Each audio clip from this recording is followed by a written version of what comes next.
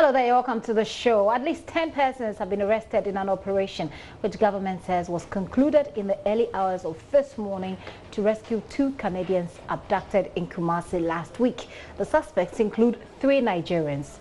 One more is on the run. It is the end to what has been an international embarrassment for the country, but it is also the beginning of the demand for the return of other kidnapped victims in parts of the country. We have details of this and many more for you, including a news conference we're expecting from the Information Ministry shortly. It will be live here on the Pulse. So trust me when I say that this afternoon all eyes are on Pulse, and you have to be a part of that group. In the studio with me right now is Emefa Apau. She's a member of the security desk. She'll help me out with all the background and information you need as we wait for that press conference. Right now though, let's start from Kumasi, where the suspects are being marched to the location where they kept the kidnapped girls. Ohime Teria is on the beat for us there. Emefa, you're welcome to the show, by the way. Thank you very much, Gifty. Let's quickly dash to Kumasi and back. Hello, Ohime. Hello, Gifty. Ohime, so tell us what's happening right this moment where you are. This afternoon, I am reaching you from Kenya State, Chinyase, in the Kwabre municipality of the Ashanti region.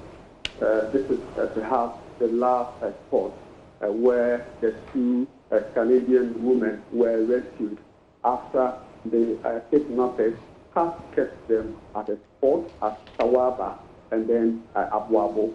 So I'm told, according to sources here, this is the last point where the 2 women were rescued by the security agencies. This is more or less a new sign.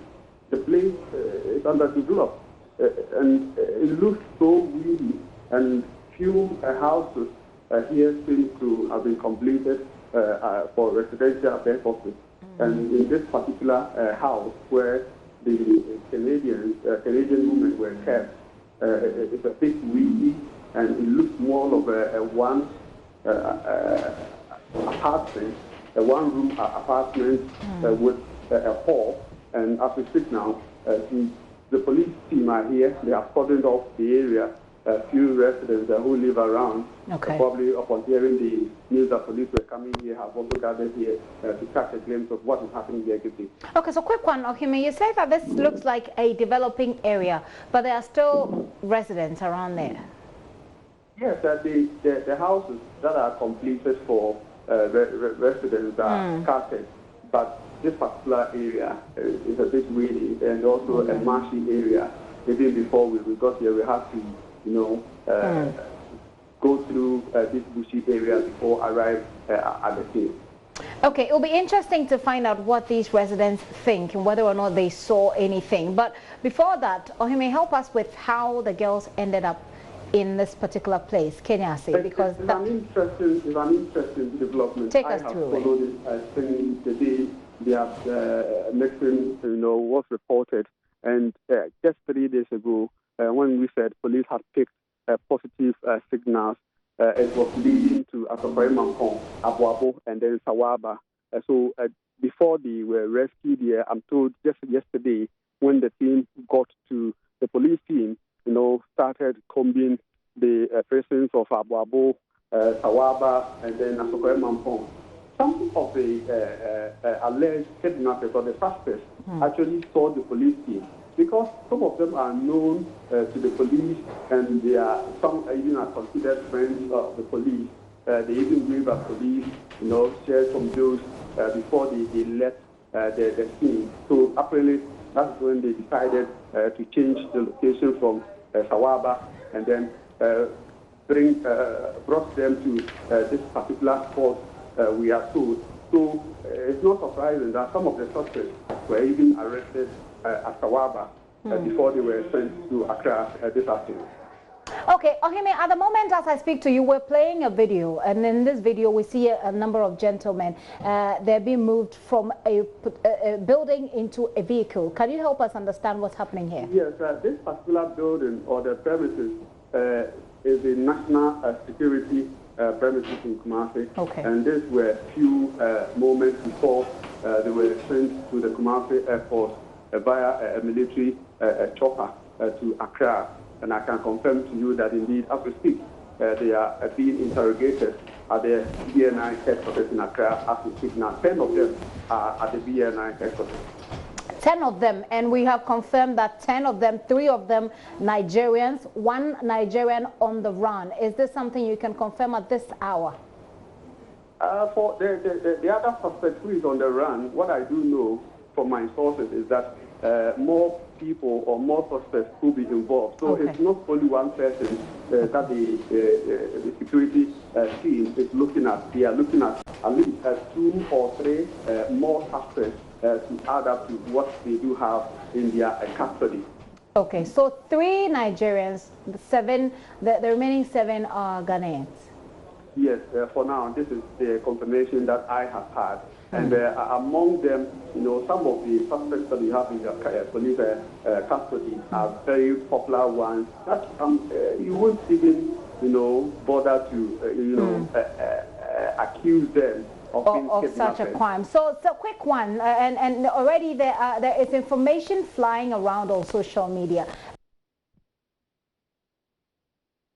Supporter of the team Asante Kotoko, and that one person who has been, of those who are arrested, one of them is this person who also happens to be very popular. What do we know? What I know about him from the few checks I have made is that he is an ardent Asante Kotoko supporter, and few months or so ago he even had a cause, thick bones with the management of Kumasi Asante Kotoko, to the extent that he went to the training grounds of Kumasi Asante Kotoko at Adako Jache and even threatened to lock up the place until management and the police intervened. He has been identified as Keidu. He's a very popular guy, and according to even police, when the police team went to Abuabo and its environs and Mampong just yesterday, he actually saw the police team and even waved at them, shared some jokes before the team left to continue their investigations. So nobody could have suspected that this particular gentleman could be a member of the kidnapping team. But police in Kumasi especially have done a lot of thorough job, especially with the support of some other organizations that I wouldn't want to mention. So they managed to monitor, to some extent, his movement, the number of people that he has called, who he has dealt with for the past 1 week, and the relationship that he has with the people. And that is what actually led to his police suspicion that this person was rightly involved. His nose was next deep in the kidnapping issue. So this is somebody that the police would say, this man is a friend to the police. Interesting development, which is still developing, and we'll be here to monitor to find out where it actually ends. But have they said anything? Do we know if they have said anything to anybody since their arrest? Not to my knowledge, but as we speak, they are being interrogated at the BNI headquarters, where they are giving details as to what their involvements are. Okay. And let me also say that the police team here have been trying to ask residents who live around. I'm talking about the Kenyasi here, but a few of them says they don't live within this vicinity, but they are from far because there's no police coming here. They are here to monitor events. So let's see what happens, especially from this particular location. Okay, at the location, which again is Kenyasi. Are you moving from Kenyasi to any next location? I'm sure we want to follow it up to Sawaba, especially where we are told they were being kept and kept for several days before they moved them to Kenyasi here. Okay, Ohime, I'm going to let you go, but not before I ask about the hostel. We know this afternoon, since morning actually, that the hostel where these girls were lodging has been shut down. What can you report from there?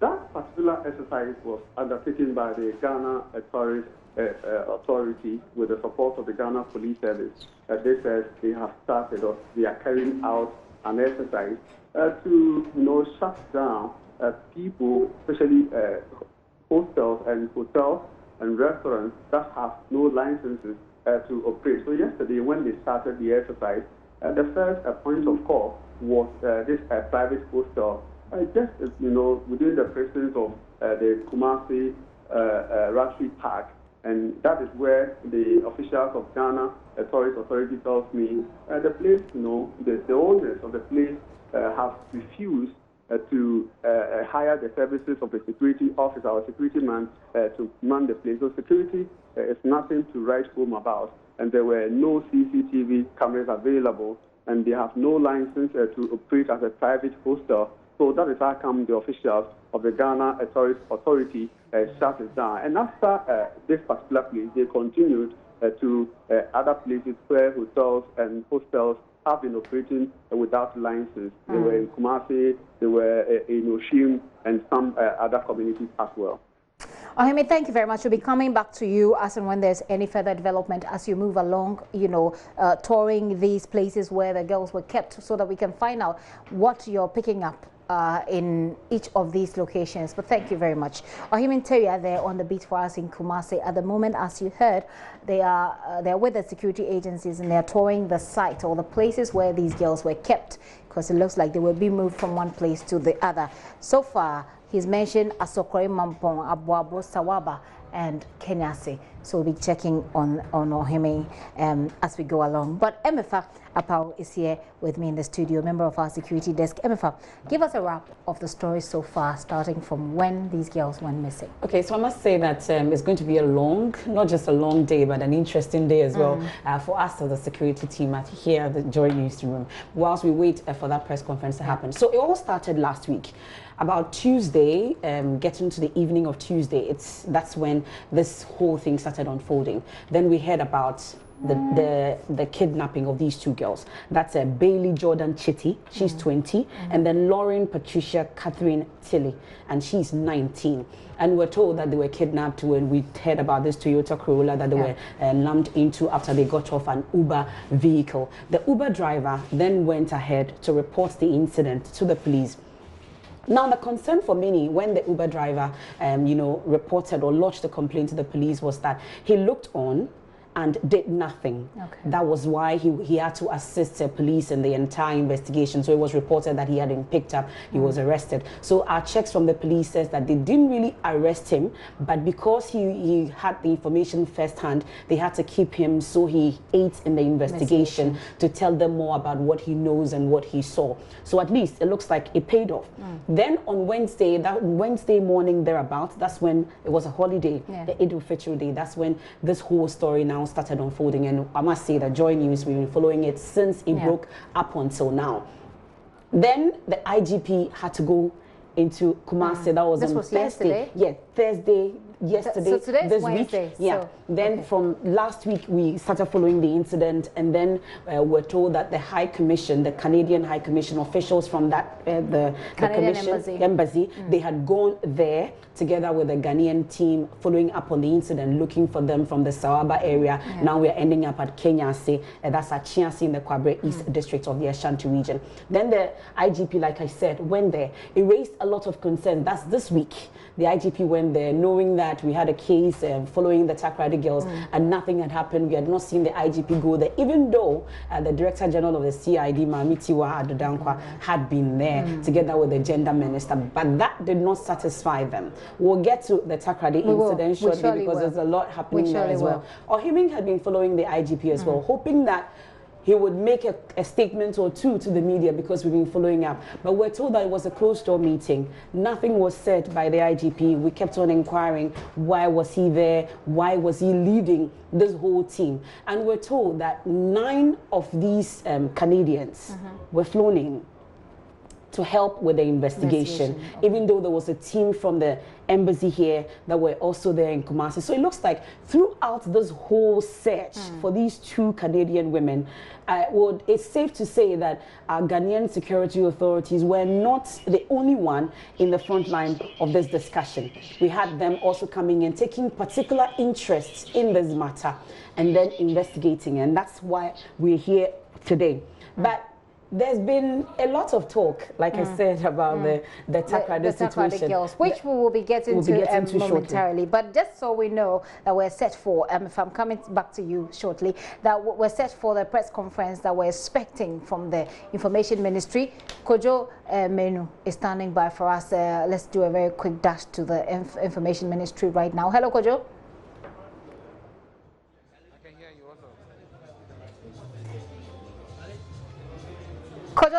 Kojo, tell us what you have at the moment. What are we to expect from this information, from this press conference?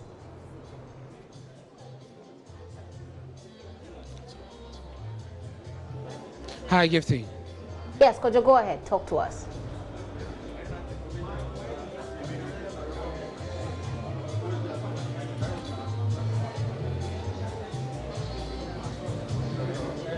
Well, Gifty, as we already know, this is about the 2 Canadian girls who were rescued by national security operatives today.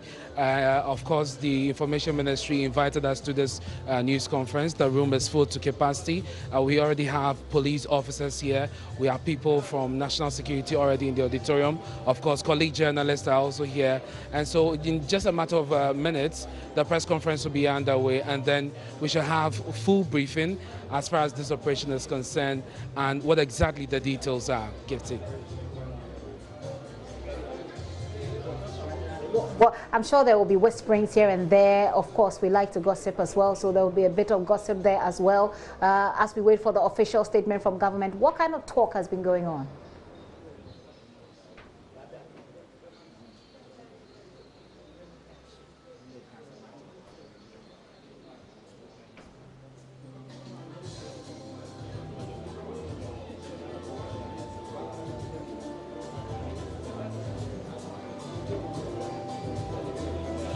Well, people are very careful, you know, in this kind of issue. The people here, especially the police officers and the national security operatives, will not give out any information. Even colleague journalists who would have some sort of information and would want to confirm are a bit skeptical, careful, because of the nature of the issue we are dealing with, Gifty. And so we are all just careful, waiting for the Information Ministry and the security chiefs to brief us so that we can have details. Of course, we know that also there's this video making rounds of the people being flown from Kumasi to Accra. We'll get all of that confirmed at this news conference. That is one question that a lot of journalists are also looking forward to have clarification on, and exactly the number of people involved. We know it's between 10 and 14.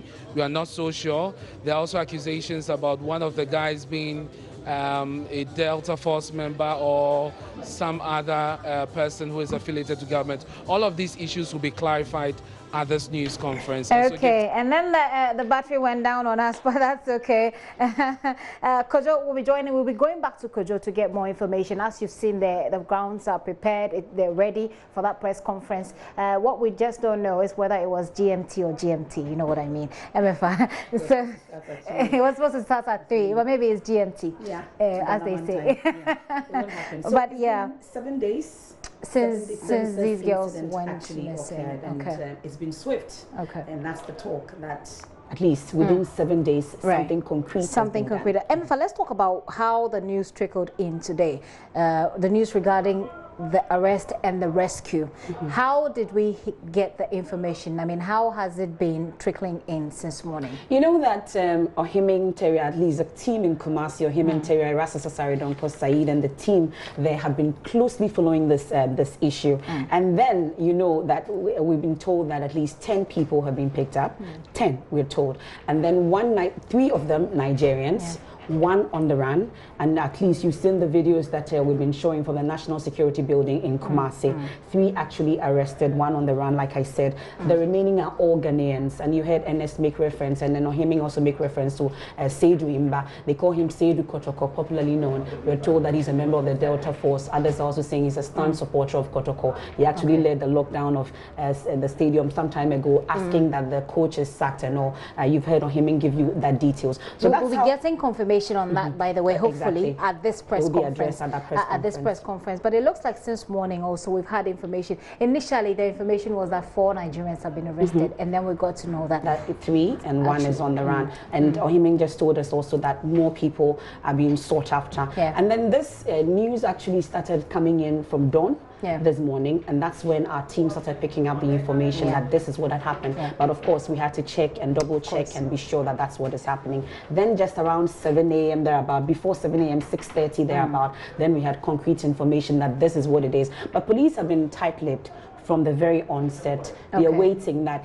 information will be giving us everything we need, will be giving us at this particular press conference to be addressed by the Information Ministry. We don't know if it will be a joint press conference together with the Canadian team, or it will just be the security team, but like Kojo said, national security members are So this is the video that Kojo was referring to. In this video, we're told that these are the suspects being flown from Kumasi to Accra. Like Kojo said, we'll be getting more information on this as to how that happened, but Ohiming has confirmed to us that these guys who have been arrested are already being interrogated at the BNI headquarters here in Accra. And what we also know is that, I mean, we're picking very interesting information on the ground. When you interact with some of the security agencies, they say it looks like each of the security agencies trying to claim credit for this. I mean, good job that we found the girls, but I think that it looks like every agency played apart, and so it looks like all of them are taking, which is why perhaps the police is reluctant in giving information. But also information that we also picked up, the issue about every security agency wanting to take the claim for, or the praise for it. We're told that 3 hours the signal was given just when the girls were picked up.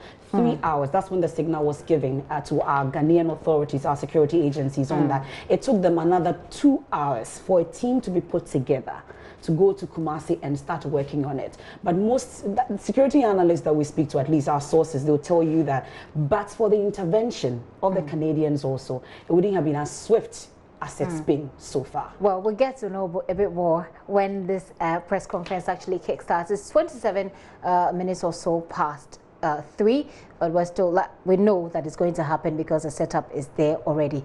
But Emefa, thank you very much. Emefa, I'd like for us to also talk about the kidnapped girls in Takoradi.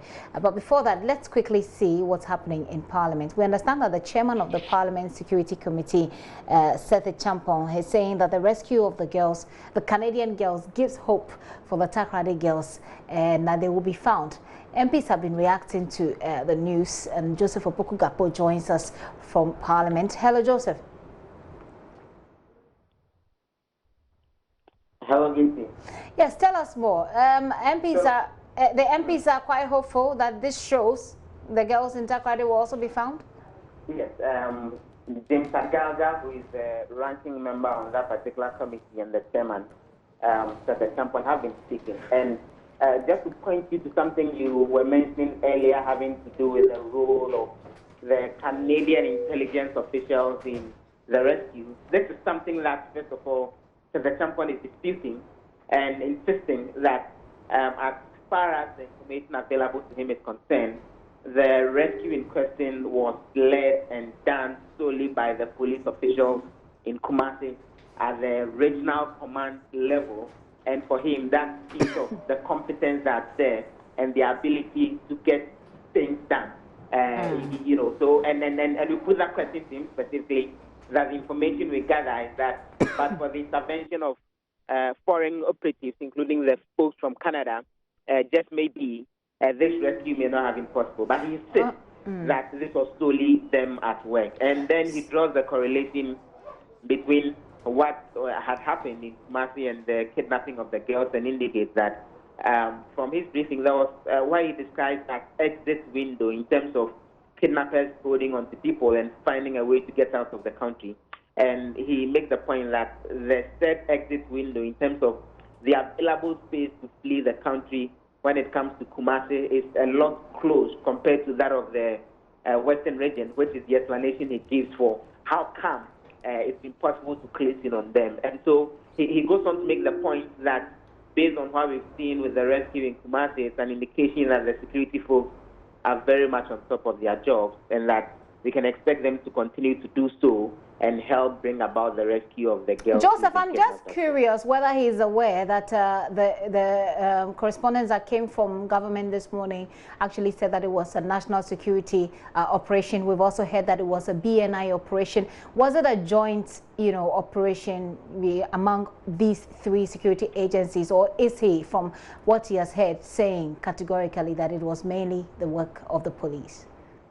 That's exactly what he's saying, that his information is that this was the police at work, and it shows that they are capable of solving crime, regardless of how complicated they may be. Does he have an explanation, though, why it's taking close to 300 days for the same police to work this out in Takoradi? He makes the point that it's work in progress. That was actually the explanation that he gave, that getting the Takoradi girls rescued is work in progress. As far as he's concerned, the window is not 100% closed yet.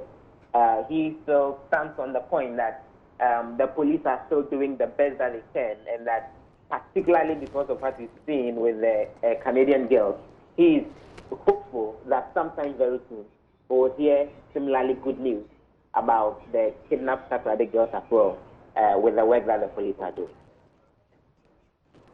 Well, Joseph, is he the only one who's been responding to this, or are there other parliamentarians who have spoken about it as well?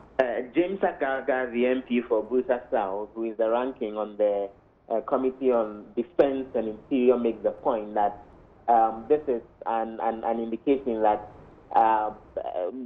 international support is being repeatedly needed to deal with some of these situations, which should not actually be the case. But he makes the point that this is an indication that the police need a lot more support. They need a lot more backing, both political support and in terms of logistics, so that then they can deal with the repeated security infractions that have happened. And then he makes the point that it's worrying the fact that we've had foreigners and all kidnapped in the country, and he's hoping that the state security apparatus will sit up to deal with some of these situations. Joseph, thanks for that update. Joseph Opoku is our parliamentary affairs correspondent joining us all the way from Parliament. Let me wrap up with MFR, because I'm introducing you to another kidnap issue, which is still a mystery. We have not yet been able to unravel that mystery. The kidnapped girls in Takoradi. We're getting to 300 days now. A lot of people are demanding, following the rescue of these girls, that those girls also should have been rescued by now. I must say, Bring Back Our Tardy Girls is now #1 on Twitter trends, and there have been loads of messages on our Facebook pages, at least all our platforms. People are bombarding us with questions about why the Takoradi girls have not been found. And we've been on a campaign to bring back our Tardy girls. Just on Saturday, just when we thought that nothing was being done, everybody has gone quiet on the matter, because it appears that it's just about JoyNews that's been on this matter for some time now. Saturday, there was a demonstration.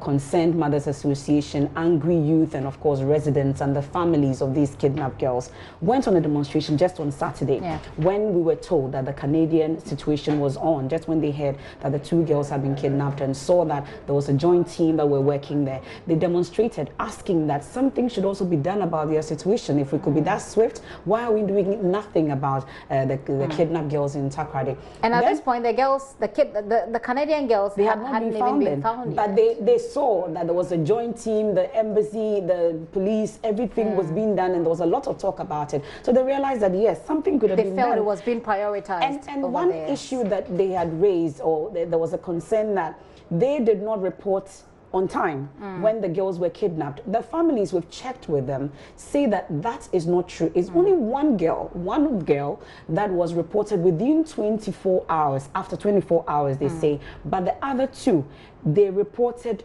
just when they realized that the girl had been missing. That's within 24 hours. That's according to the family. And that there was a report that was done. So it's inaccurate for them to say that they did not report the incident. So today we're told that they were in court. One other suspect who was arrested in Togo was put before court, and we'll still get some reactions from the family. Just back to what you were saying, MFR, we've seen some of the snapshots of the comments. This one says, good work done, God bless you all. Of course, reacting to the fact that the girls have been found. But Atanga Isaac says, while the Takoradi girls are still not found, God help Ghana. And there's several messages like this on Twitter, on Facebook, and we're getting them on WhatsApp as well. Peter Doe says Canadian security agency came and rescued their own, and Ghanaian police trying to take credit for it. Oh, CID boss Tiwa Adedankwa and Ghana Police Service, please rescue the Takoradi kidnapped girls with the same magic. Well, we're being told also that Mr. Doe, that the work was not done by the Canadians. That's what information we're getting. Hopefully the press conference will clear it out. Gertrude Ofosu says, if foreigners can be rescued, why can't our own nationals be rescued? God help us all. Alberta says, dear Ghana police, find our 3 Tardy girls. Thank you. Hashtag Ghanaian lives matter too. MFA, let's wrap it up here. And thank you so much for bringing us up to speed on what's happening. And hopefully this will be that moment that helps us find the girls. Well, I'm told you need to stay here a little longer.